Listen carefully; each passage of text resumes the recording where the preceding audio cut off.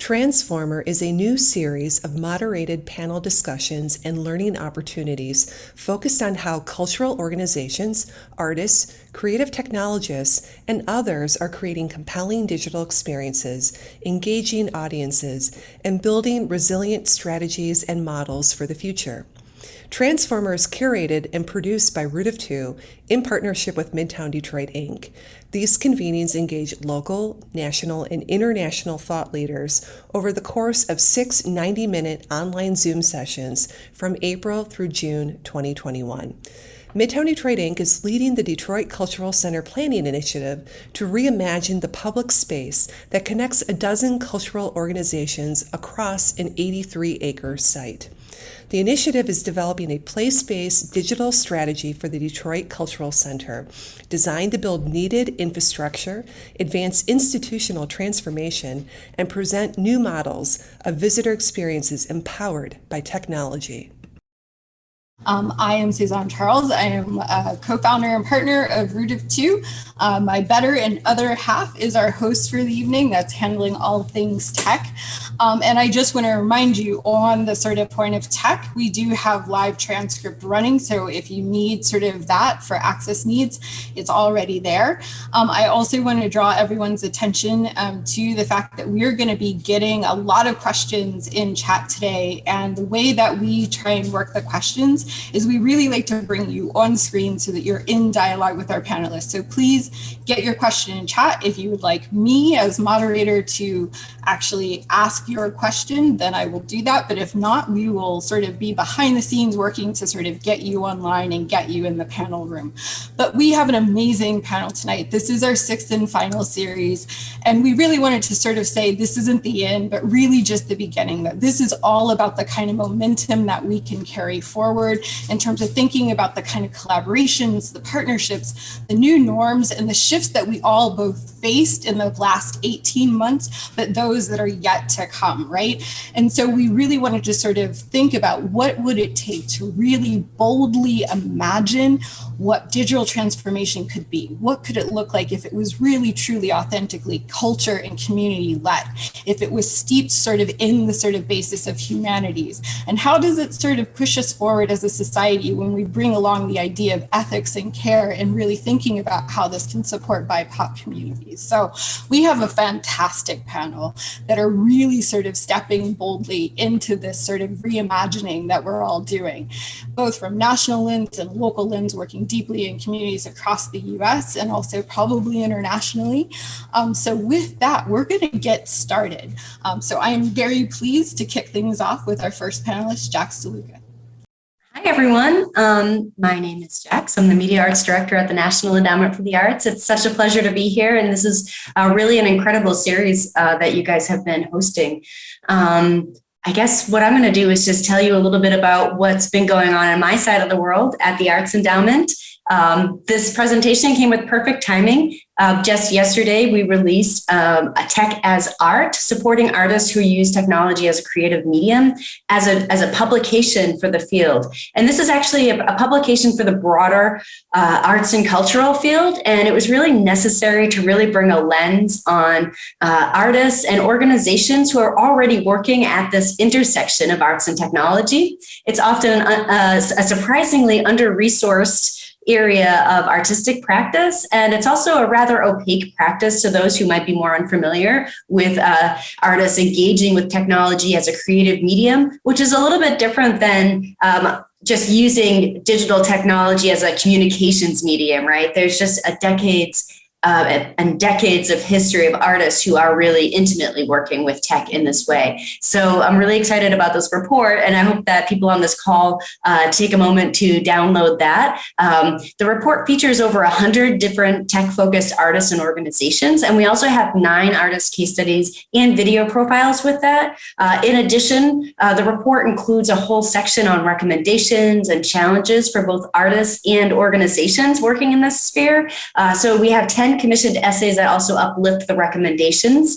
So that's from everything talking about integration from STEM to STEAM to more public art oriented projects. So some things that might actually be of interest to this crowd is Detroit was one of the areas that we held a regional roundtable to help inform this report. There are a lot of artists who are already working in this realm. So we've featured a few artists in the report, such as Onyx Ashanti and Complex Movements.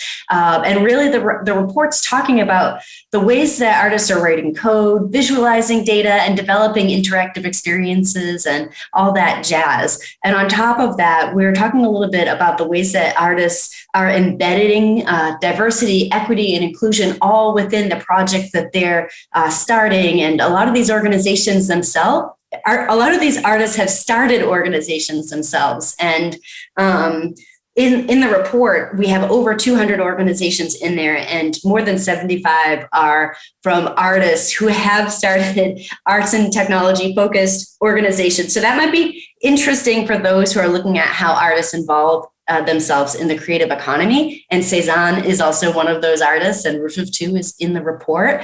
And then we're also bringing a lot of visibility to how arts and technology projects are in public spaces. So again, I should mention that Knight Foundation was a huge supporter of this project, as was Ford Foundation. And so I just also wanted to throw that out there, as well as two amazing and important funders supporting this field. And so that's just been what we've been talking about on our side of the world. And a lot of this work took place during COVID-19. And that really helped magnify a lot of the important aspects of the value that these artists bring to this field. So we hope that you check that out. I think that's what I'll leave it with. All right. Hi, everyone. Okay, I am going to move really quickly. I was excited to have an opportunity to talk about digital transformation in the context of libraries, because so much has happened. And especially during the pandemic, it's brought some of the issues, especially around information access and digital equity, into stark relief. So I'm going to just speak really, really quickly, because I want to focus on not just what's worked, but what we are focusing on and what we are working on. So in terms of what's worked, throughout the 150 years nearly of the American Library Association, we've been focused on information access and education for all. We are now at a time, especially during the pandemic, when we have three of the most important quality of life indicators, all dependent on information access and access to digital platforms. And that's access to education, access to employment, and access to public health. What has worked, of course, is that we have seen massive public reach. Prior to the pandemic, about 39% of people across the country use their libraries online. That has risen to more than half, about 55%.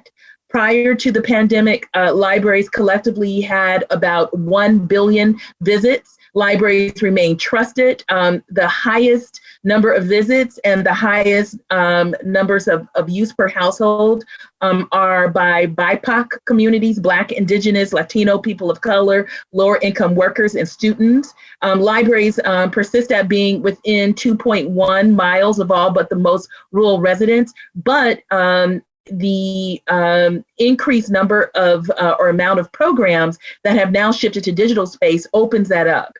We know that, of course, literacy is still too low. So one of the things that has worked for libraries is the ongoing positioning of libraries as a primary conduit of formal and informal adult education, as well as English as a second or tertiary language provider, and also support for employees and lower income employees who are seeking not only reskilling support, but also just general employability. And one of the things that we do know is that, especially with COVID, that by May, after 2 months after COVID had been declared a national, actually an international pandemic, Black unemployment alone had risen 13%. So when we think about the role of libraries in reskilling and supporting employability, we think about very important work that needs to be done. We know that libraries continue to support early literacy during the pandemic and post-pandemic.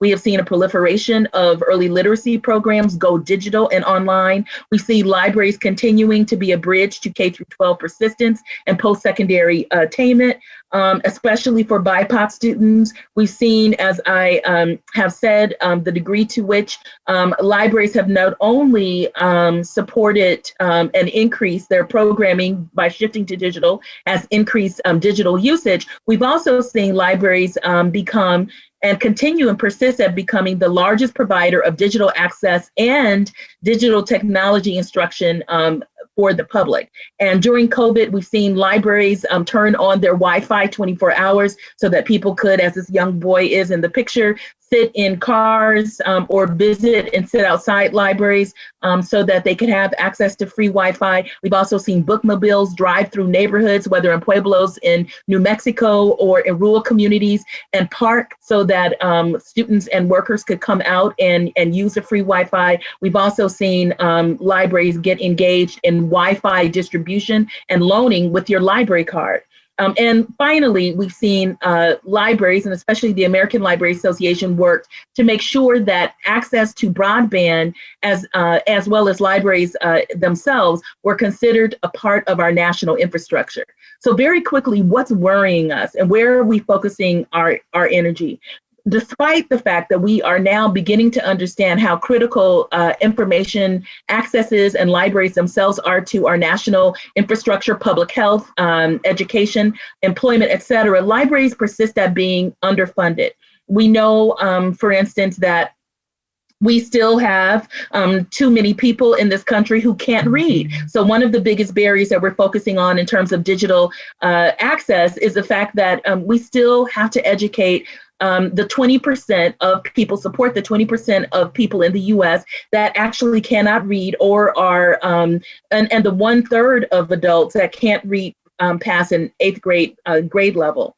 And I think we also need to focus on the fact that Blacks and Latinos are about 10 years behind their white peers in levels of broadband access, and almost 4 times more Blacks have poor tech connectivity than whites. In Detroit, for instance, Detroit is one of the largest cities with the lowest access to broadband. So that's something that should come home, and should ring clear and come home to people who are participating here. And finally, I want to speak to the fact that we can see the correlation between COVID-19 contagion, and people who don't have access to broadband.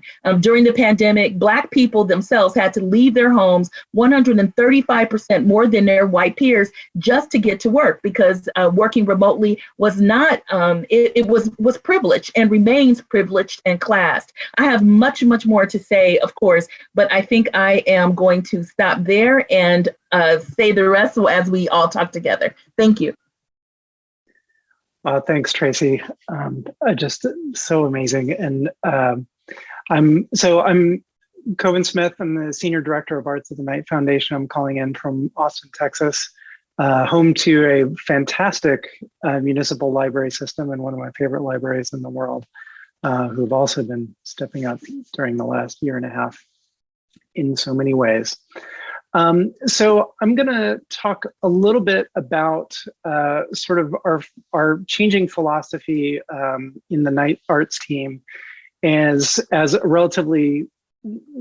being relatively new to Knight. I just started there about 2 months ago as part of a transition in the Knight Arts team towards funding many more technology initiatives as a sort of key focus of the team. And so I want to talk a little bit about sort of what that approach looks like and sort of where we're headed and how we are thinking about transformation.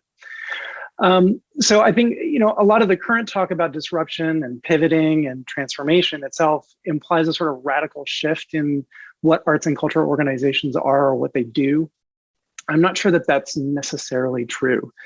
I think if that were the case, we'd see a lot more organizations emerging from this crisis as these sort of intrepid digital-only entities. And while we're seeing a few cases of that, it's pretty rare.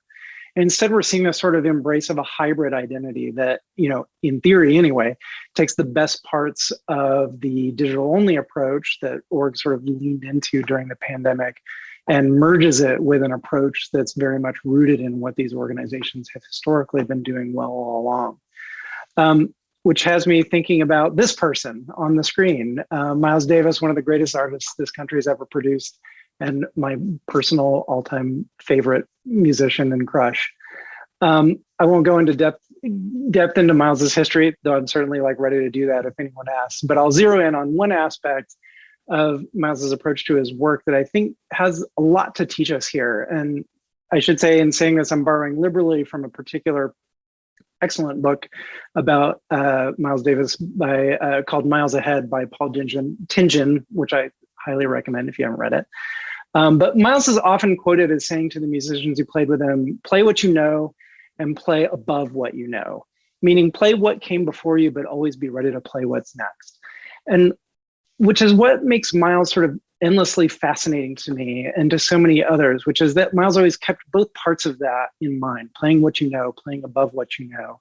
And what that meant that even as Miles was sort of pushing forward and always changing, he was very rarely avant-garde. And that's not to say that avant-garde is bad or wrong. I mean, we need visionaries to sort of point out what the possible futures are that we may not yet have envisioned. But only some of the futures that are embraced by the avant-garde will ever actually come to pass. And that means that a lot of bets placed on other futures might result in nothing, or worse, might even result in destruction. And I think that's tough for us as funders because the avant-garde is so often appealing and exciting. It's easy to fund these sort of exceptional, unusual projects in the hopes that they will, sort of point the way forward for others. But I don't think that actually happens very often. The arts and culture sector is littered with the remains of these sort of fascinating one-off projects that turned out to be dead ends. And unfortunately, the organizations that are best positioned to take on these sorts of experiments are often those that are the least representative of the communities they're in, which means the experimentation is often reflective of only a handful of viewpoints and perspectives, which is why I think Miles still has a lot to teach us. And Miles's career tracks this straight path forward, always evolving and always advancing, but never turning back. And that's because he played what he knew and above what he knew. He didn't move forward until he sort of fully consolidated what had come before. And I think there's a lot that we can learn there about building capacity in this sector. Capacity building and creating positive and lasting change is, for better or for worse, a very deliberate process. And it means consolidating the gains that have been made and moving from there. And that does not mean that it's a conservative process. It's a process that still expects change, but that assumes that the process of getting there might be incremental. But that change includes form, it includes function, it includes content, it includes domain, and it involves recognizing when something might be characterized as avant-garde, but is in fact representative of a logical progression. Miles invented fusion, but fusion only seemed avant-garde to the most reactionary and conservative people. And we have to be similarly conscious when thinking about changes in the arts and culture sector that have been a long time in coming. And that's one reason I'm excited for projects like the Tech is Art report that Jack's just introduced. I feel like they're an opportunity for us to step back and really understand and consolidate what we know and position us to move forward more deliberately. So as we think about transformation, we keep thinking about how we can do what we know and how to keep playing above that. And with that, I'll send it over to my old friend, Elizabeth Merritt. Thank you, Coven. Now I just want to ask you questions, but we can get into that later. So I'm going to start by saying I am the Vice President of Strategic Foresight at the American Alliance of Museums, where I also am the founding director of the Center for the Future of Museums, which means I'm basically the in-house futurist for the museum field in the US and sometimes internationally. And can I just say this is a very interesting time to be a futurist, per your remarks, Coven. It's kind of like being a firefighter. You don't want there to be fires. But on the other hand, when there is a fire, you feel really good about being able to use your skills to help mitigate the damage. When you're a doctor during the pandemic, you don't want people to get sick, but you feel good about helping them. In a major national crisis, futurists don't want them to happen, but when they come, it's sort of like, yes, we were ready for this. We were thinking about what could happen, and we've got stuff we can deploy, and we can help museums think about it. And as a matter of fact, just as the pandemic struck, I had published the 2020 edition of the Alliance's Trends Report, which isn't the one you're seeing up on the screen now. The one for 2020 focused on the future of financial sustainability for museums, looking at all the trends that had destabilized the traditional museum income sources over the past couple of decades. So whether it was earned income or contributed revenue, or whether it was philanthropic contributions, or whether it was the endowment or government funding, why were those things all becoming less stable? And a lot of what I talked about in that report was the fact that those trends had been accelerated during the 2008 financial crisis, which seemed to be an unprecedented disruption that hurt all of these income sources. And just as I published it, what happens? Another massive disruption that actually did even more damage to all sources of income for museums. We started immediately tracking what was happening to museums and how they were responding. So at the height of the pandemic, of course, essentially all museums were closed except a few places that were essentially outdoor venues that couldn't control the access onto their grounds. And even as of April, which was our last touch base with the field, 29% of museums in the US were still closed. Those that were open were operating at 41% of capacity. Nearly half had downsized their staff with an average of a 29% decrease. 61% had experienced a net loss of their income for the previous year, and that net loss was on average 38%. So this was a huge impact. What we have tried to do at the Alliance over the past year is collect information on how museums were responding. And a lot of that has been published in the report you're seeing up on the screen now, Trends Watch, Navigating a Disrupted Future. Yes, that's what we're living in now. I want to point out the majority of the report, even though there is a chunk in it about digital, which I'm happy to talk about, the majority of the report is talking about the social impacts of the past year. And a lot of that is about the long-standing racial inequities that we're finally beginning to deal with, what some have called the long-term pandemic. And also how museums and society have been trying to support the most vulnerable in their communities during these extremely trying times. But I think that these two things intertwine because the question is, how could museums accomplish these things, helping to address racial justice, support their communities when they were shut down? And essentially for most museums, the only way they could engage with the world was via digital. And we saw really creative things. Of course, a lot of museums immediately began pumping out fantastic digital content, educational programs, events, great stuff on social media. Per the previous report, one of the challenges for the museums were the vast majority of this content was free, so they weren't making any money from it, and it didn't help them establish their bottom line. Some of them came up with methods to get around that. The Cincinnati Zoo was booking Zoom appearances of its charismatic animals. My favorite one that they offered was called Goat to Meeting. Yes, they get credits for a great pun. But they also offered their most popular animal, Fiona the hippo, for $750 for a 15-minute Zoom appearance, which is more than I charge, so good for them. But museums were also having to figure out how to engage with funders. How do they run an effective digital gala? And it wasn't just about public engagement, it was about how you run the museum. So for example, staffing, figuring out how to effectively integrate work over Zoom and other platforms.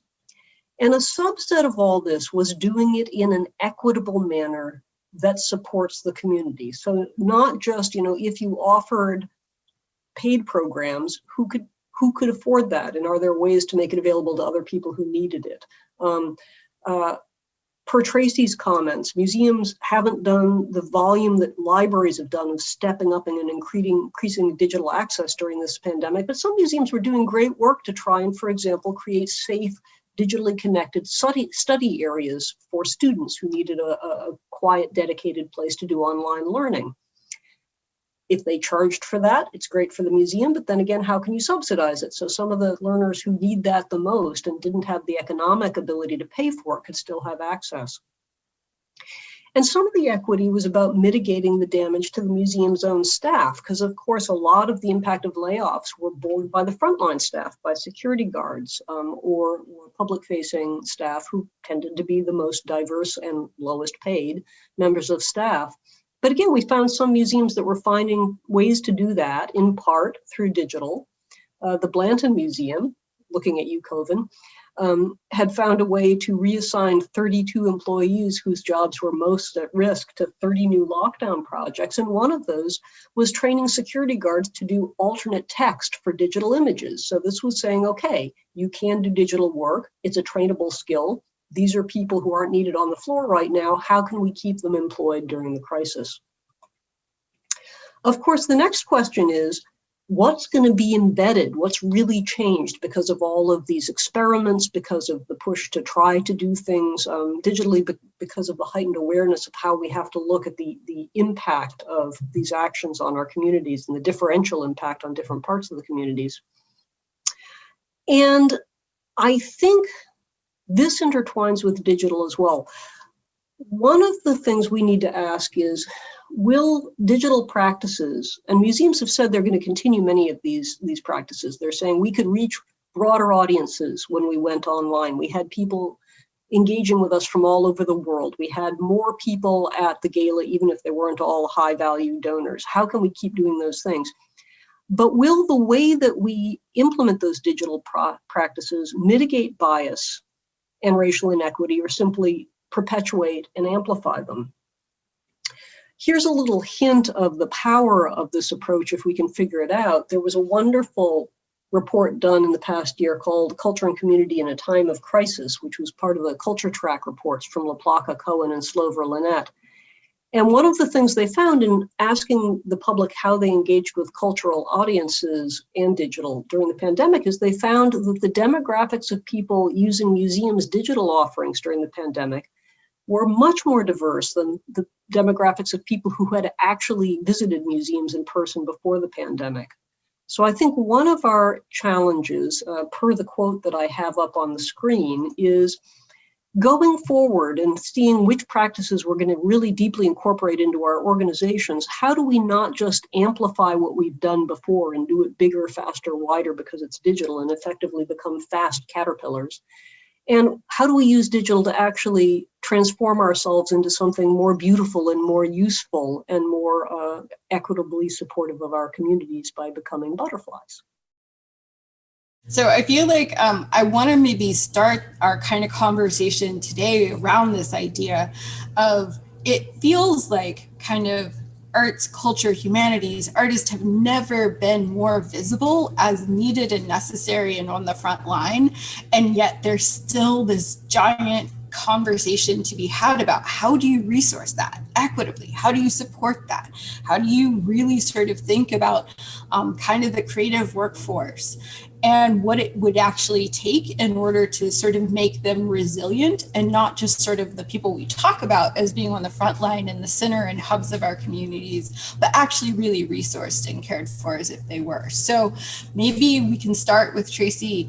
I know that our work shares similarities in terms of thinking about the digital equity piece, but I want to sort of expand that to even think more broadly about, like, what would it take to resource the library sector differently?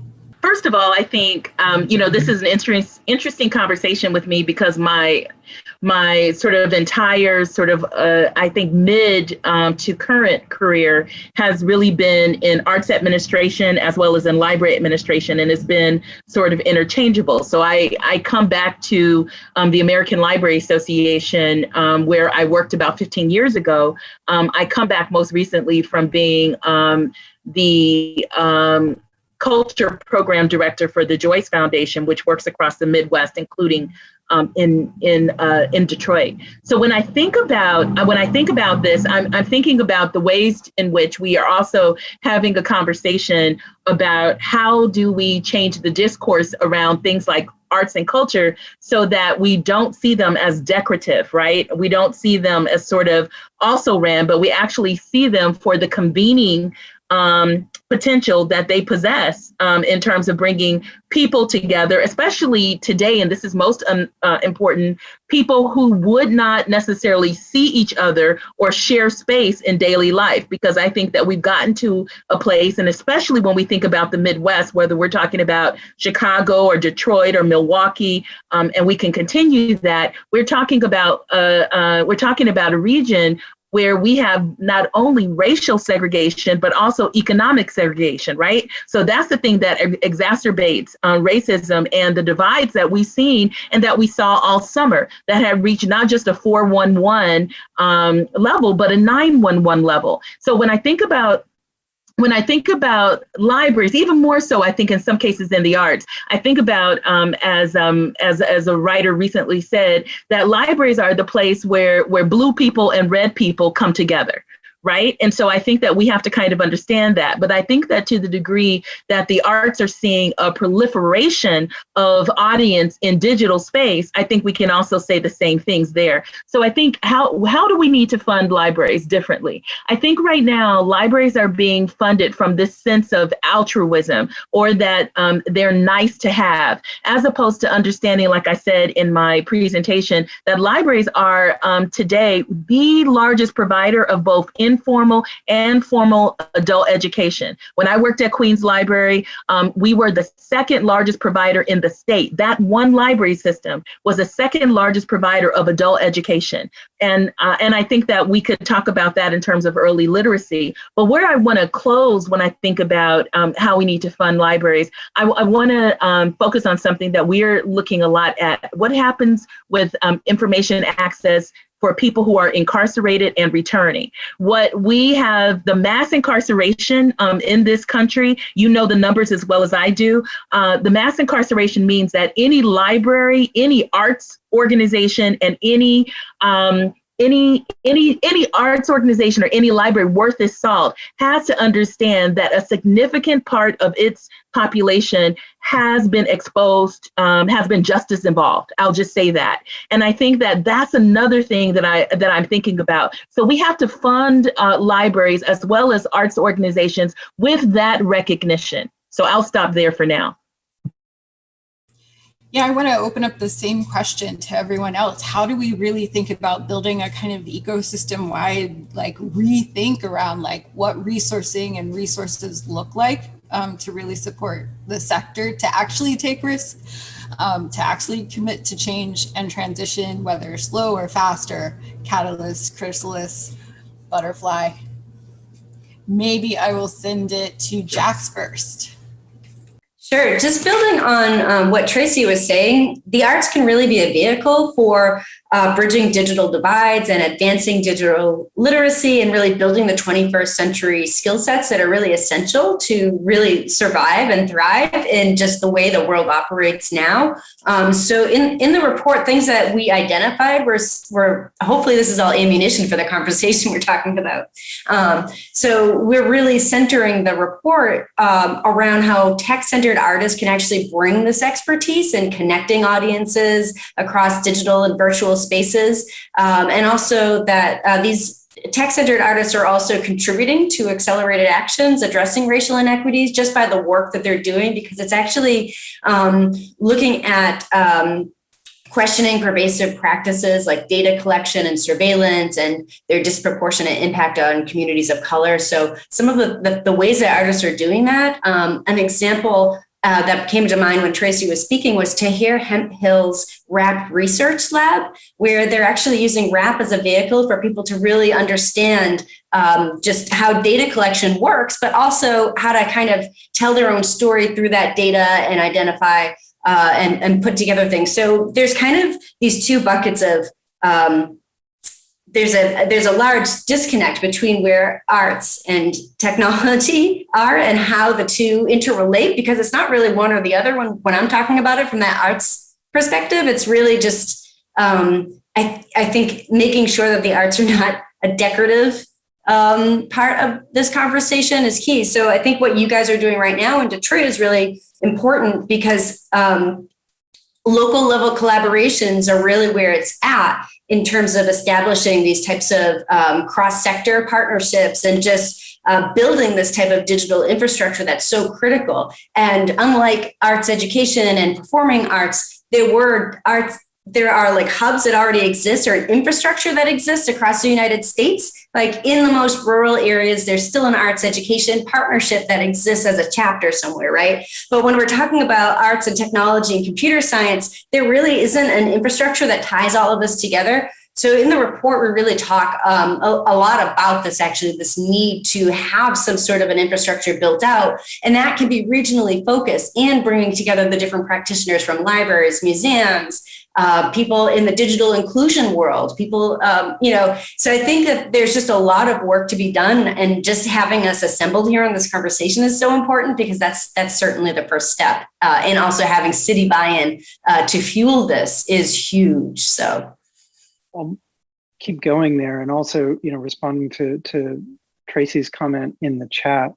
I mean, I think, one area where we are shifting as a foundation, at least on the arts side, and, and I think I see this movement in other areas, is away from project-based funding and more towards, funding, staffing, and infrastructure. Just within the last couple of years, the Night Arts team, before I got there, it was a great idea they had before I arrived, but to fund digital positions within museums, and and then evaluate kind of how that went. And I think now we're starting to see more and more of those kinds of requests come in, which is interesting as a funder, after years of funders sort of training institutions to think in terms of projects, and especially to think in terms of very exceptional projects.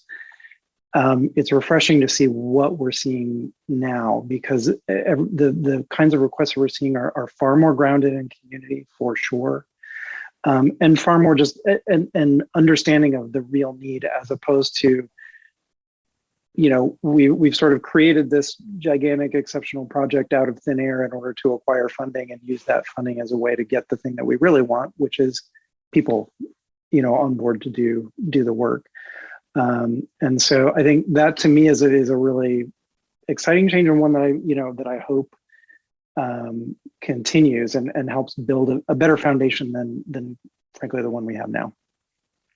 So I applaud Knight for that pivot, Koven, because I think it's so important that funders realize that there has to be what used to be called general operating support or staff specific support, and not just project support, or else it perpetuates this cycle of poverty, where nonprofits in general, museums particularly, just try and fund what they do and starve the rest of the organization, which, among other things, is an issue in terms of pay equity for staff. I really think, so the interesting thing about the previous Trends Watch 2020 was a lot of it was about how where you get your money influences your behavior. And one of the challenges right now is a lot of the places where money is concentrated in the US right now aren't necessarily the places you want dictating what a museum does. And after struggling with that issue for a long time, I really keep coming back to the conclusion that the most robust and stable funding for museums in general, arts museums as a subset, is for them to behave as and be treated as essential community infrastructure. So it's kind of like, it's funny because people think of museums and it's like, well, you're about art, you're about history, you're about science. Yes, you are, and that's great. But really, the things that a museum does as a community organization that binds the community together and makes it more resilient and helps the people who need an assist now and again and make sure there's an equitable redistribution of resources could be about anything. So it's kind of stone soup. They bring art to the table. That's great. Could have been anything. But in the course of being this wonderful anchor organization, they help bind the community together. And I think that's the compelling argument for all sorts of people, whether it's local foundations or the local business council or individuals who just value the community, to support the museum, whether or not they care about art or history, because it's one of the things that makes that community strong and resilient and a good place to live. So I hope people are getting their questions ready in chat, but I do have another one, because there's an underlying kind of question that has been circling in everything that you've said, which is that there seems to be a need for a change in the way that leadership is thought about and operates with inside institutions, but also at a sort of civic and other level in terms of collaborations and partnerships outside of your sector, quite frankly. So maybe could you talk a little bit about kind of that picture of like where leadership is and where leaderful institutions are, or sort of, you know, artists as leaders, right? Like I think about tech artists as leaders, and really sort of how do you sort of come back to the table with this idea that trust is what is really needed to be wrapped around all funding, right? So maybe we could talk a little bit about that while people are getting their questions in chat. I'll start just because I'm thinking about what Elizabeth and Coven were just saying too. And, you know, when we're talking about funding, I think that is relationship building is the most important aspect of all of this, not just for funding, but just for making sure a project is successful and also meets the needs of what a community actually wants and needs. And that kind of helps tilt that power in favor of the communities that it's meant for. So some of the things that I'm just thinking about are just what you guys are doing right now actually is a part of this, right? These are almost like town halls in a way, but there's so much training that needs to be done, both from the funder side and people who are applying for funding to support such projects, to really understand how we're all working together for shared goals and shared priorities. And I think just having that alignment and having everybody on the same page is really important. So I'll just take that also as a moment to just mention at the Arts Endowment, we do support projects that are addressing digital capacity building initiatives for arts and cultural organizations. So definitely check that out on our website. I'll drop a link in the chat here for that. And when we're thinking about projects versus general operating support, sometimes there is a confusion and a little bit of training that needs to be done of what type of an expense. So a project can be most anything, right? It doesn't need to be a singular arts project. A project can be a broader initiative that takes place across an entire year. So whatever your staff costs or whatever your infrastructure costs and needs are in order to complete that project actually are at least for the Arts Endowment, separate than general operating support. So when people are thinking about how they're coming into proposals, it's always really helpful to just think about like, oh yeah, here are the initiatives that my organization wants to accomplish in the next 3 years. And this funding opportunity actually can just, you know, take a portion of that. And I think part of that is just training and getting in that right mindset, because I do feel sometimes when we're talking to potential applicants, there's a sense of resistance that funders are the enemy, even though we're really very flexible and open. It's just understanding what the limitations are of the funds that you're providing, which also is very different, Elizabeth, than what you're mentioning too, in terms of some of the funders who you don't want to have affiliated with your museum potentially. But, you know, these are just things that I'm thinking about, the training and the relationship building. So I love that that's been something that a lot of funders are giving time to, and Ford and Knight have been doing a really amazing job with that. And that's repeated relationship building, not one-off initiatives.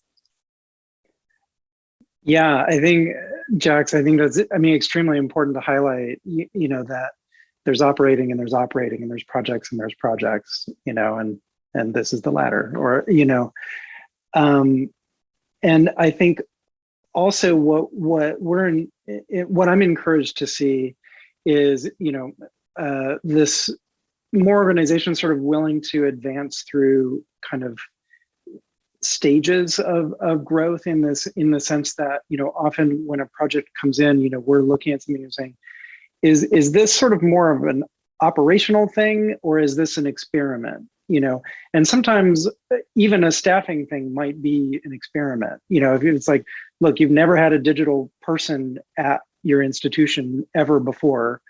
And so even though this is operational in nature and we're funding a staff position, this is still an experiment, and an experiment might have a positive outcome, might have a negative outcome, you know, but we hope we learn one way or the other, you know. But then, you know, so if an organization is looking to make a much bigger bet and sort of say like, hey, we want to have a whole digital team, you know, like we as a funder would often look and say, have there been successes already that you're clearly building on and understanding and knowledge?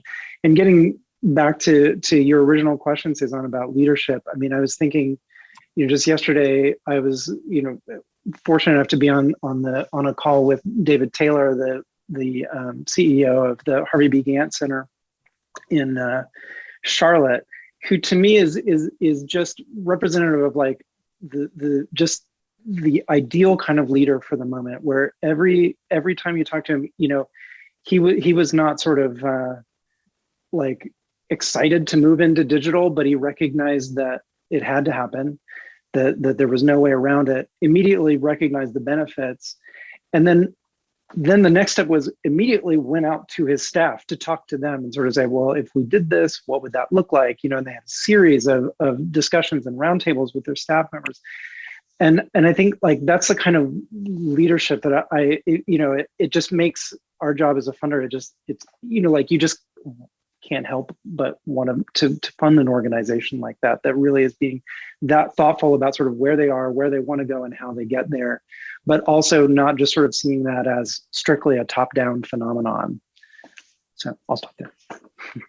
Yes, okay, so I just wanted to comment that leadership is shaped by expectations, often the expectations of the Board of Trustees. And I think to truly change leadership and what it focuses on, we also have to change the metrics of success. Because quite often when you look at the pool of museum directors who circle around and around the institutions of the US, and often it is the same people who are being recruited from job to job, quite often what is considered impressive on their resume by the firms that bring them to boards of trustees are things like, did they raise a large amount of money for the endowment? Did they open a new wing for the museum? What were the exhibitions? Not that those are inherently bad things, but those don't measure a lot of the important qualities of leadership that I think we've been discussing, like how it fosters a functional, compassionate, equitable work environment. How do you measure and value that? When do you get out of the way and instead of leading, turn to the community and your constituents and say, you should tell us the best thing we can do for you? So I think it's creating a larger framework for change and not just defining what good leadership is now, but how we can recognize and reward it. And I'll build on that by just saying that I'm really interested in notions of leadership that aren't about power hoarding. And I say that because, and I'll just tell the story because I know we have to be brief, but when I was still at Joyce, one of the things that I wanted to do, and Elizabeth, this might not be a surprise to you or anyone actually speaking here, but I was really concerned by a lot of the conversation about equity, diversity, and inclusion in the art space, and very little leadership reflective of that value, right? So there was like a lot of lip service, and you could almost tell it was lip service. You know how you get to a certain point now, you can kind of tell that people don't want to do the work, they just want to be beyond reproach, right? And you can tell the difference. So one of the things that I did was I challenged a national organization to meet me halfway in funding arts leader of color fellowship that would work to support early career arts administrators of color, BIPOC arts administrators, and support them to middle career by pairing them with mentors of color,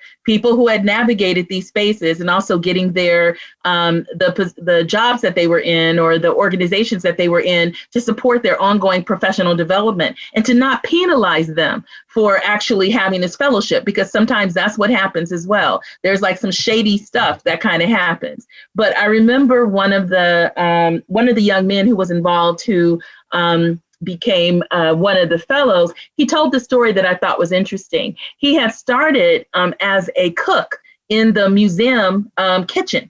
And he said that he would watch the programming, he said, often through this little circular window that you all can recognize in some of those restaurant doors, like some of the back doors. And he said there was a Cinco de Mayo program. And he said the museum had worked really hard to have the Cinco de Mayo program. And he said they had 60 people come out, and they were so delighted. And he heard them talking about how great it was that they had 60 people come out. And he approached one of them and said, I know that there are more than 60 people in the community. Can I help? Can I help next time? And they were, they kind of appeased him and let him be a part of it. Well, that next time they had 600 people.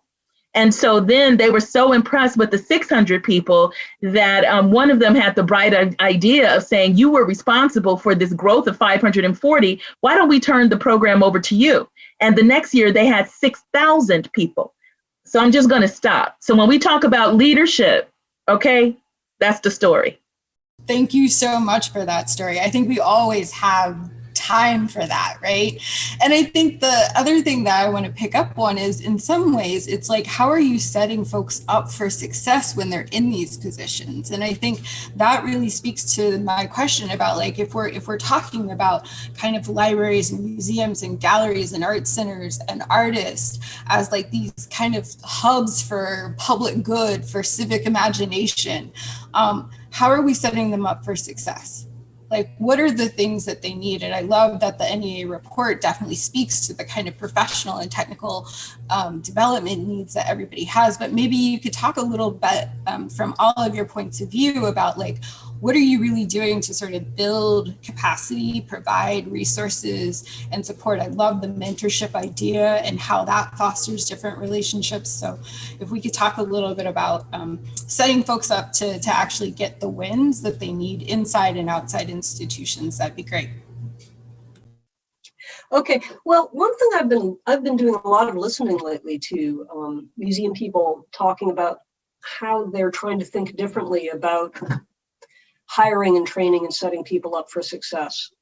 And the conversation thread I'm most interested are people who are moving away from the old conventional assumptions that what you need to fill a museum position is somebody who got a museum studies degree, which already defines a lot of things about who they are and where they were coming from and how they got there. And says instead, how do we create a pipeline of bringing people into the museum, providing a pathway for them to advance? So it's not these impermeable strata where, you know, you're stuck behind the green baize door in the kitchen and you don't get to organize the event, but that it's a continuum and taking people's experience and connections and knowledge and saying, how can we train you to do the next interesting thing? Moving them through the museum in a way that is interesting by providing outside training, sending them off to get training or bringing the training in, and also not thinking of the museum as a Sargasso Sea where once you get sucked in, you circle around forever, that it's a route into the community again, that learning those skills, they could do other interesting good jobs. So people see museums as a desirable place to go in, have staff development, learn new skills, and know that it might be a launching pad for other things they might do. You know, setting organizations up for success is, you know, from the funder's perspective is, I mean, maybe the most difficult question. Well, I don't know. There's so many difficult questions. That's one of them. You know, and I think it's one that is actually difficult for me personally as a practitioner, having, you know, worked in several, quite frankly, exceptional museums, and therefore having a very skewed sense of like, oh, this is how these organizations work. It's very easy for me as a funder to sort of apply my personal knowledge indiscriminately to all sorts of situations. I think that's something that we have to be very, very cautious of. And so, you know, for me, it's something, it involves sort of, how can we understand better? You know, how can we understand these organizations, these, you know, these artists, these practitioners individually, and understand better what their situation is and not apply our own set of biases to wherever they're at. It's maybe an unsatisfactory answer to the question, in that it's my answer to the question is that is the baseline of the struggle every day, you know, for us in working with organizations. It's something we're always conscious of.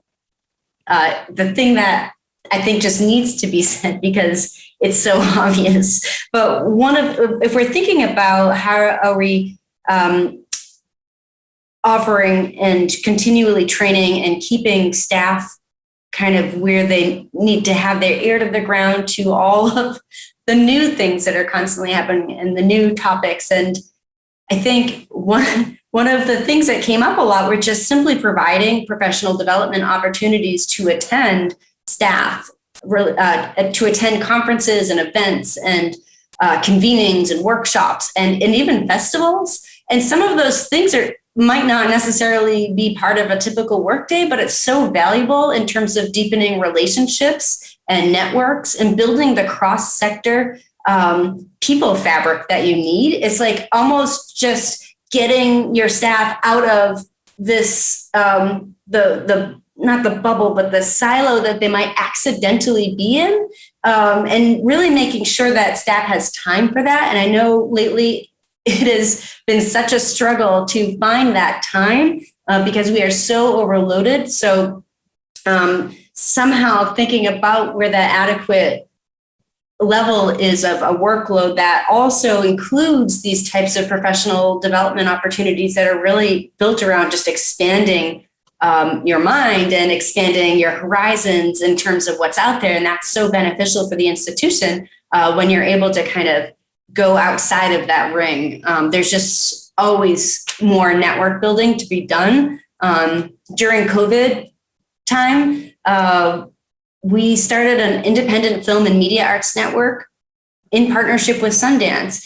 And just by creating a forum that allowed people to connect from the festival side, the film distribution side, independent filmmakers or art house cinemas and other people from arts organizations that just showed films or were part of offering accelerator programs for film and media. Having them just be on these quarterly calls was so important to just build those relationships that people didn't realize could have been there this whole time. And that's a support structure, not just for professional development, but also in terms of just the arts sector, the arts and cultural sector at large, because it just shows that we're all working together towards just this shared vision of a world where we can create together and just everyone has access to these experiences to both to see work, but also participate in the process of making. And so I'm thinking about that from the arts perspective, but it's so relevant for staff to have that opportunity too, because it's equally transformational and important, and not just for people who are like at the top of the organization. There's two things that are going on in my mind and trying to think of which one to just briefly speak to first. I guess I'll speak to what Jax is saying. I think I totally agree with what you're saying about exposure to professional development and professional development opportunities. One thing I was thinking about in my own practice as an arts administrator, particularly as a funder, something that I would do is that we had sort of these standard expectations of what a registration might look like for attending a conference and what your per diem was in terms of lodging and those kinds of things. And often what I would do is I would aggregate the entire sort of price point, and I would figure out a way that I could bring someone who was working at one of the organizations that we'd funded.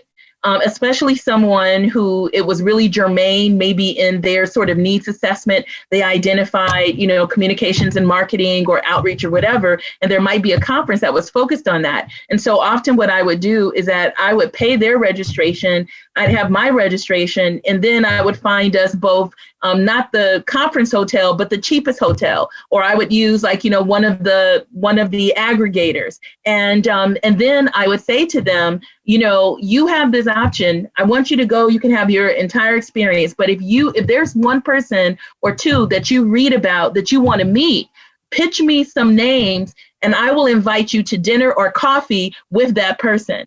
And then that way you don't have me sort of hunkering over you, but I can accelerate a relationship that you want. And I can tell you that has just paid off in a very organic way. Many times now I see so many of those people are panelists or reviewers or on there. They instantly got, they work for it, but they developed a cachet and it accelerated them. And I think funding should be, especially philanthropy, should be an accelerant, right? It shouldn't be a dictator.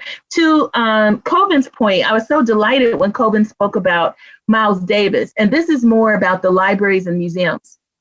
I think that what Miles Davis did, and I think Bob Dylan did too, is that they weren't afraid to alienate people with their own evolution. Miles Davis or Bob Dylan. I could even say Chrissy Hynde. There's like people that I love. Oh, I could say Billie Holiday. They weren't afraid of alienating people. They sang things. They had periods, whether it's plugging in or whatever, that lost them a lot of fans and won them new ones. But the reason why we talk about them is because they evolved with the times. And we have a feeling that, especially in the case of Miles Davis, that if he were still living, he would be in a whole nother place right now. And so I think that what I find with libraries and museums is that we have to risk evolving and making people uncomfortable. The thing about Miles Davis is that you can see what happened with his wardrobe and with the music and his influences, right? He was always evolving and hanging around with new groups of people. Prince had about 7 or 8 different bands, right? Prince was also too about thinking about women's voice and elevating and those kinds of things there. And I just think about, I feel like libraries and museums a lot of times, especially thinking about the fact that we were once connected, right? So, and the Athenaeum, we were together. But even if you think about non-Western ontologies, there's a way in which art itself is a text. So there is this sort of connected relationship between the two, which is why I speak of them. But I do think that we have to risk making people uncomfortable. And if we are not doing that, if we're not making somebody at some point uncomfortable, we're not doing our job. ALA, we fight for intellectual freedom. And at the top of this year, our council declared that we believe in a fee-free internet. We believe in universal broadband, right? And so that's going to alienate some people. But there is going to come a time where we will not pay for the platforms. We will understand that as fundamental to our communication practice. And why not be there, as Emerson says in that, essay on friendship, we have to be as real as the things we see. And that's what these institutions are called to do. Yeah, thank you so much for that. I mean, I think that, for so many of our cultural center institutions, what we've been all trying to do, what we've been sort of, whispering in our back rooms to one another is like, can we really do this? Can we really collaborate? Can we really get together? Can we really build on top of like Wayne State's public Wi-Fi and expand it into the cultural center campus as like one of our first sort of gestures and moves to our intentions to really come together to think about like how culture and technology is part of the public good in the city of Detroit. So I think, for me, I want to talk a little bit about how do we sort of disabuse folks of the idea that maybe tech is inherently alienating, inherently sort of keeps people out of sort of our institutions, or that, it has a bad rap for quite well-deserved reasons. So again, maybe we can talk about like what this culture-led version of this allows us to do to sort of dissuade us from some of the worst tropes of sort of the tech sector, to sort of bring it back to this idea of like, how could it be more virtuous, more equitable, more equity-focused, community-focused. So with that, I'm gonna open it up to Jax first. Yes to all of that. So going back to the field scan, just because it's so fresh in my mind, that really was built on the perspective of artists. And that really was allowing us to uncover ways that artists are actively challenging those assumptions of technology. And a lot of artists are really working with it to explore power dynamics and build equity within their own communities through their projects. And that actually is their arts project. So it's very much a social practice and reverses that dynamic that technology is something, I guess I don't really have the words for it, but there's a lot of work that artists are doing to reverse those assumptions. And also people assume that we've said technology how many times in this conversation, but what do we even really mean when we say that?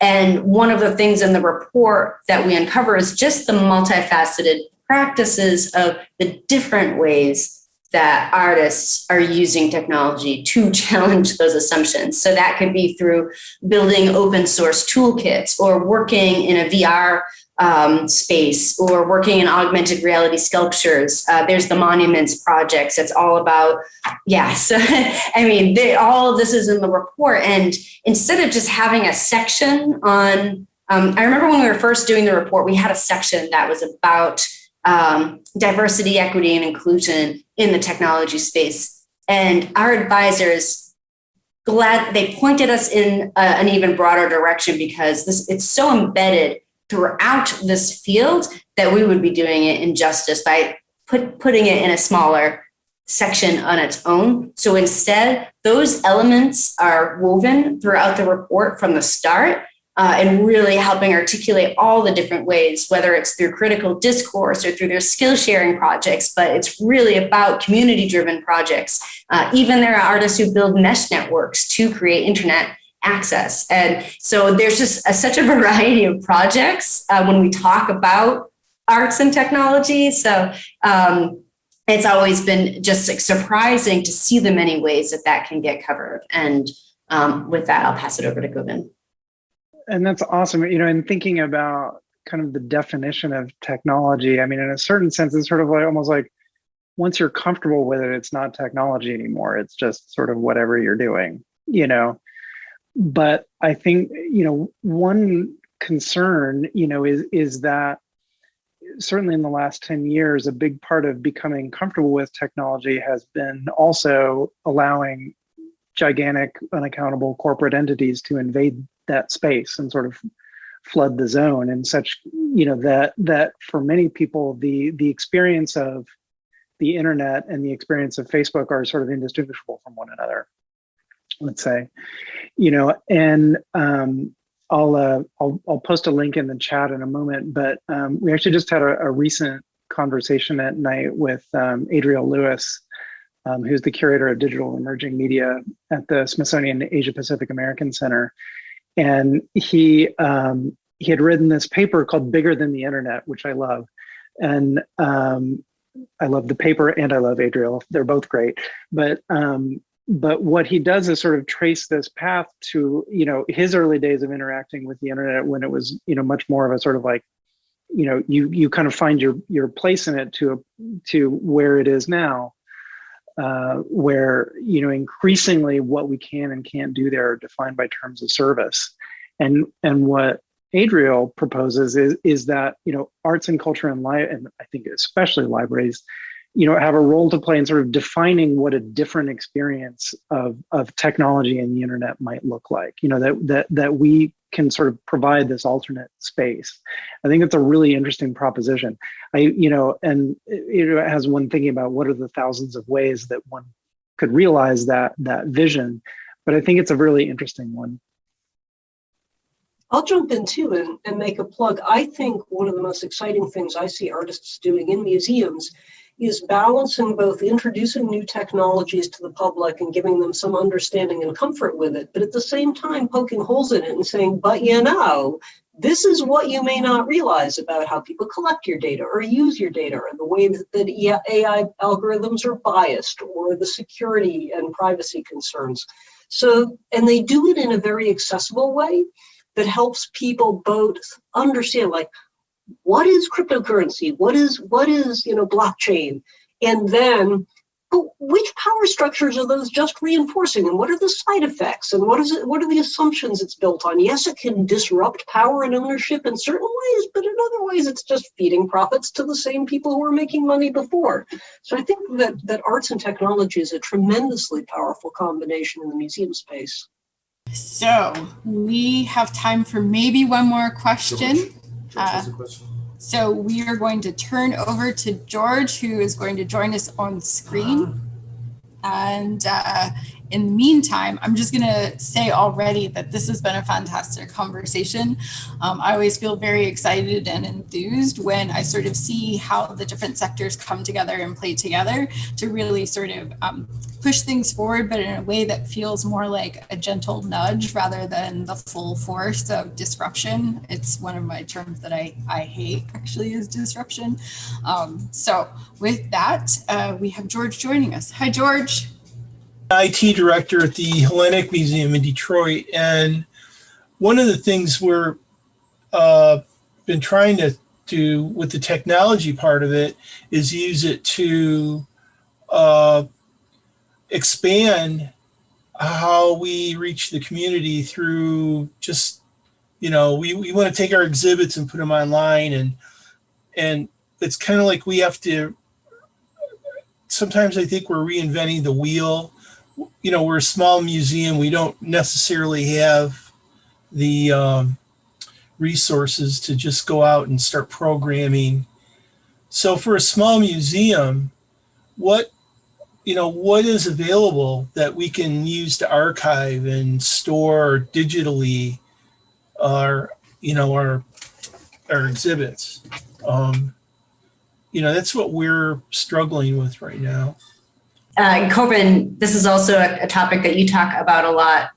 So there's not that. So one of the things that we do often think about, and this came up in the report, is that there is really just a need to expand this expertise and develop that technical capacity. And it's not really fair to expect museum staff to just like all of a sudden magically have a decade's worth of experience working in code to do this type of digital archiving. But one of the things that we mentioned in the report are hiring artists that are already doing this as their work. So really, I think my suggestion to you would be finding what types of resources already exist. And in the report, we have a lot of these artists profiled in there.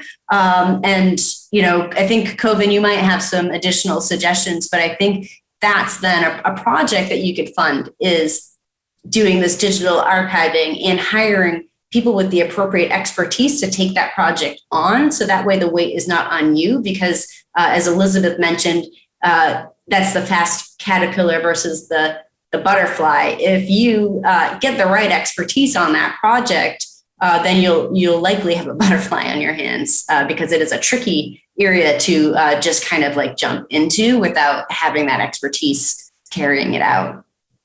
And that's a field right now. Yeah, I think archiving and preservation is a huge issue. It's a real sort of gaping hole for the field, quite frankly, in that it's the kind of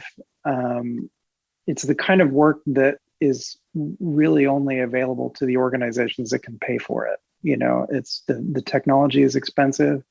The process of digitizing the work is expensive. And a lot of the big funding agencies are sort of less likely to fund foundational digitization projects than they once were. So I think, where I would look would be to, frankly, I think public universities, and trying to find partners there if those partnerships don't already exist. Often just because it's something where if the preservation project is of a small enough scale, it's something that you can sort of scope within, a multi-semester project, maybe. That may be sort of fanciful thinking. But it's something where I think there's a real need for resources in this regard, and resources that are not Google, where you're not saying, hey, just put everything on Google Arts and Culture and you'll have no sense of whether it's still going to be around 3 months from now when, they make a business decision to get rid of it. So I wish there were better answers for you here. But happy to talk further offline with you if you'd like to at a later time. So we also have a question in the chat from Peter, who's really interested in thinking about ways to actually make technology itself more approachable in their work with communities. And so I wonder if you all could maybe talk a little bit about like your different experiences of both how that's done in practice, and then whether or not, we've got some false groupthink about whether or not technology itself is inherently unapproachable to communities. So maybe you can talk about those two sides of the question from Peter. Thanks. I think that being a librarian for over 20 years, I have come to understand that the biggest opportunities lie in the unasked questions. And I find that there is so much hunger for instruction, for support, for technical assistance. That has even followed me over into grant making and has followed me back into this role, that when you create opportunities for people to just to become more effective and efficient in their use of technology, and especially if you tie it to something concrete as opposed to something that is conceptual, people really do respond. And I think about that because I think about, from my days as a librarian, like looking at specific types of, so I'll just say things that where, we might have supported people in becoming home health aides, people who are already giving informal care, or in early education, in working in daycares, or in some cases in filling out public housing applications. That when we applied it to something that was concrete, that people knew that it was important for them, that they could actually gain access that they would otherwise not have, the response was extraordinary. So what I would say to whether you're working in any types of arts organization, museum, et cetera, where you're perceiving that not just digital access, but digital literacy and digital use might be a barrier. It is really important to take the thing itself and to walk people through that. Or if you open up a new utility, such as digital story time, or adult basic education, technical assistance programs, or just an introduction or an orientation that walks people through is really important. I cannot underestimate it, because each time I am surprised at what the take-up rate is, and how great the sort of the uses or the completion rate or application rate, whatever it may be, as a result of that. So I think that we can only allow technology to kind of alienate people if we understand that it's a barrier and we don't do anything about it. That's great. Thank you so much. We have Sean joining us with a final question, because the 90 minutes always goes too fast. But Sean, I'm so happy that you're on screen and joining us to get the last question in. Hi, thanks a lot. I really appreciate being able to get this question in. My question kind of builds off the guy from earlier. So I noticed that he had a question about digitizing artifacts and digitizing what he has in his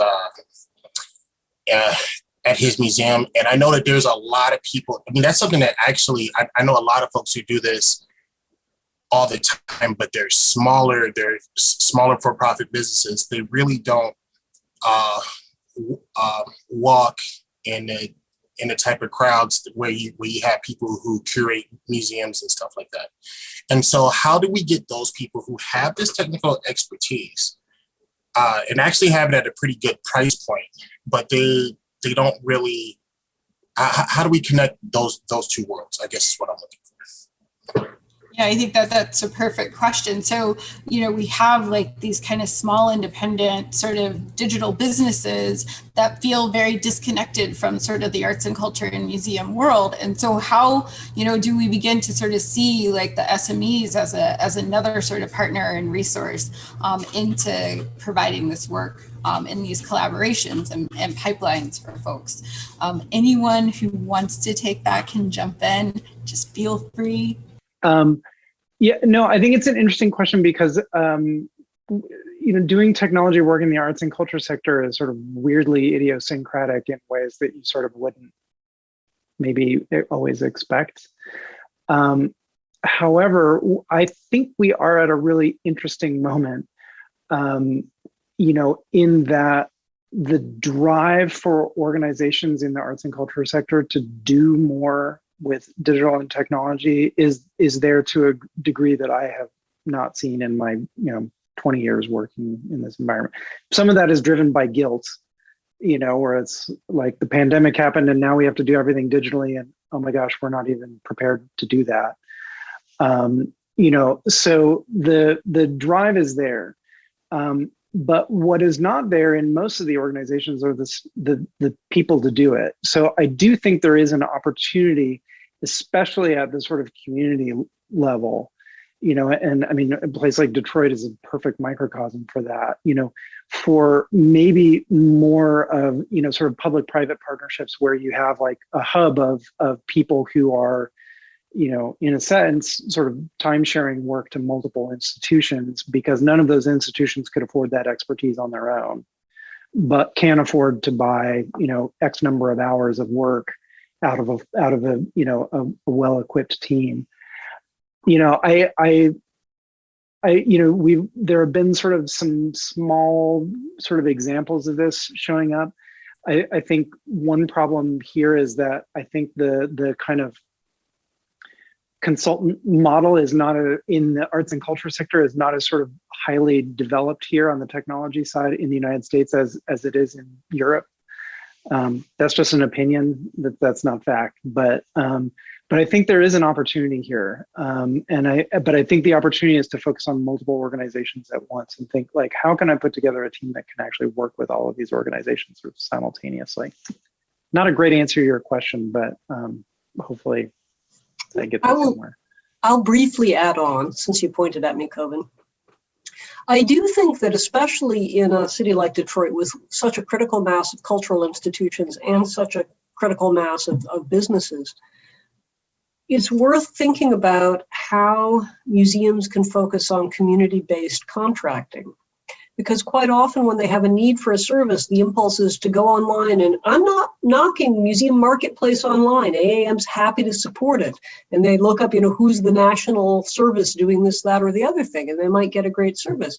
But there's a very strong argument to be made for building community economic capacity by doing that contracting local with, if possible. And Sean, to your point, with firms they may not be aware of. And I think that one role for local business development companies or the local chamber of commerce or the local government can think about is what's the equivalent of a sort of get to know you matchmaking service where museums can become aware of all the local businesses that could be providing those services, so that preferentially those contracts and that money and those relationships are built in the community. So we are about to move into final thoughts. And while this is our final Transformer series conversation, and you can catch all of the recorded videos online, this is by no means the final work of the Transformer series. So I'm going to be really happy to talk about where we're going next, which is a new kind of R&D fund. It is neither GenOps support nor project support, but we hope it allows our cultural center institutions to begin to experiment. But before we get there, I want to invite our panelists to once again come on screen and share some information on their final thoughts before we sort of step away. So Jax, you're up. Ooh, all right. Well, my final thoughts are, I just dropped a link in here, and Coven, don't mind me for just plugging Knight Foundation resources, but honestly, there are so few resources on some of the things we were talking about. And here, I will say, for people who are really thinking about this digital archiving and how do we make our programming go digital, Knight Foundation has a lot of resources just from lessons learned in this space. And so I would, there's actually just a lot of reading on here outside of, you can go in a wormhole of resources there. And also check out the report too, because I think that might be a missing link for some people in thinking about tapping artists as leaders in this field and helping with that digital transformation and also doing contracting and really putting power in the hands of the artists. And this forum right here is an example of that. When the Detroit Cultural Planning Initiative has Roof of Two and Cezanne leading a lot of this work. That is one small way that people are, helping share and work in a more collaborative and community-driven way. So, yeah, well, I think the point I want to leave on are two. I think one, of course, is that I think that when we think about digital access, information and equity and digital access, I think are two of the most important civil rights issues of our time, especially when we think about who doesn't have access. The fact that I shared some data, but even in the neighborhood in which I live in on the south side of Chicago, 40% of the residents in my neighborhood, my neighbors, either don't have access to the internet or don't have a computer to have access via or through. The other thing I want to think about is to think about information worlds as opposed to information states. So thinking about Detroit and that all of the cultural organizations in creating cultural assets that should be and could be digitized and discoverable. Think about it in the aggregate, because there's connectivities that if one organization is trying to sort of do this alone, they are actually sometimes forfeiting the opportunity to understand the context and the relationships and interdependence of cultural moments to each other. So there's an opportunity to work with libraries and to create, I think, sort of even a digital cultural commons, and to work with artists as curators. I could say a lot more about that, but I want to leave on that note. So, well, I'll not restate what both Jax and Tracy have both said so wonderfully, but so I will actually end with a plug, which is to say that actually the Night Arts Challenge opens in the city of Detroit tomorrow. There's the link in the chat now. And one thing actually relevant to our current conversation with the Night Arts Challenge this year is that part of the grant support will be, project-based as usual. Your whatever your idea for the arts is, the winners will receive funding for that. But in addition to that, there will actually be an additional amount that's earmarked for operational technology funds. So that's the grantees can sort of use that in ways that they define. If an individual artist needs to redesign their website, the additional amount could be used for that. If they need to buy a laptop, it could be used for that.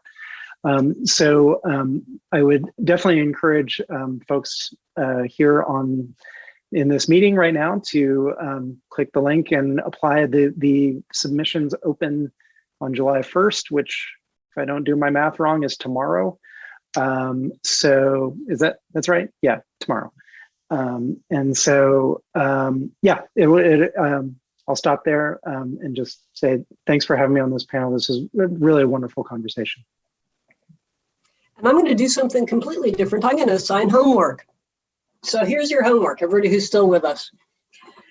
It's 2046, so it's 25 years from now, and you're telling a story to a grandchild or a grandnephew or someone who's listening to you tell stories of what's happened since the great pandemic. What can you tell them about how Detroit is better and stronger because of what we learned and implemented in the past year that strengthened arts and culture's engagement with the community? And it could be that we noticed a gap, like Tracy talking about the immense weakness that has been exposed in the lack of access to hardware and internet connection that people need, especially during a time when we were relying on remote education. It could be building on something that we learned worked, like finding that a much more diverse set of people are interested in engaging with arts and cultural organizations digitally than they are in person. And after you've written that little bright future of what's gotten better in the next 25 years because of what we went through in the past year, think about how you could begin to make that come true. Brilliant. Anne-Marie? I'm going to make a plug here as well. First of all, I want to just thank all of our panelists here for your time tonight. This has been a fantastic conversation. I also want to let our institutions that are in the Cultural Center Planning Initiative know that we are launching our new Transformer Fund, that we will be emailing you with the grant guidelines here this week. And I'm probably getting a little ahead of you, Suzanne, on that, but I just wanted to get that out there. I'll let you fill in on the details. And at the same time, too, I ask people to save the date for De-Electricity, which is scheduled for September 24th and 25th of this year.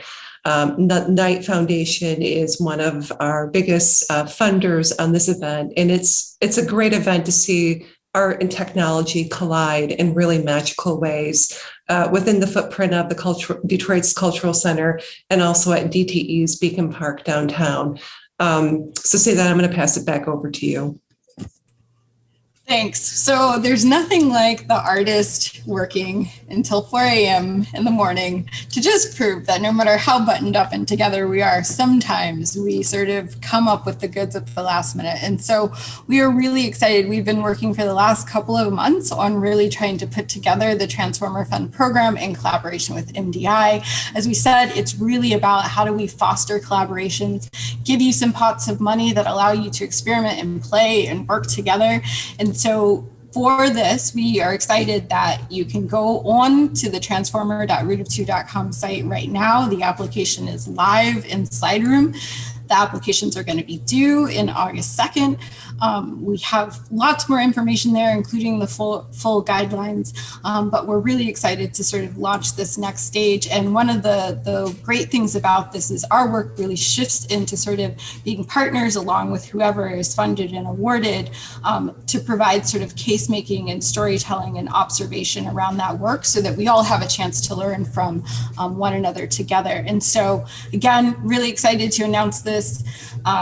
This has been a fantastic series and a fantastic panel. I am so grateful to each and every one of you for showing up, both our attendees and our audiences. So this is kind of Root of Two signing off. I no longer have to play hostess with the mostest for quite a long time. And I hope that the next time I do, we're back in physical space together.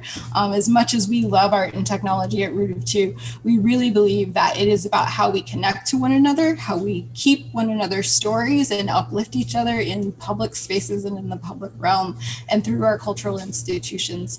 So I want to say thank you again, and just to acknowledge all of the wonderful cultural center institutions. Look forward to staying in touch as Transformer moves from our series to our fund. So have a good night. Take care, everyone.